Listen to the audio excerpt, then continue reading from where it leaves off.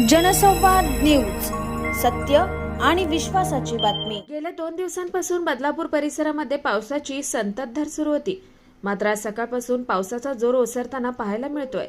कर्जत परिसरात पडत असलेल्या मुसळधार पावसामुळे बदलापूर शहरातून वाहणारी उल्हास नदीने रात्री धोक्याची पातळी ओलांडली होती।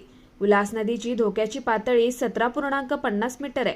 मात्र उल्हास नदी ही 18 मीटर म्हणजेच धोक्याच्या पातळीवरून वाहत होती। मात्र आज सकाळीपासून पाणी पातळीत झपाट्याने घट होतीये। बदलापूर परिसरात पावसाचा जोर उचलल्याने शहरात कुठेही पाणी साचल्याच्या घटना समोर आलेल्या नाहीयेत।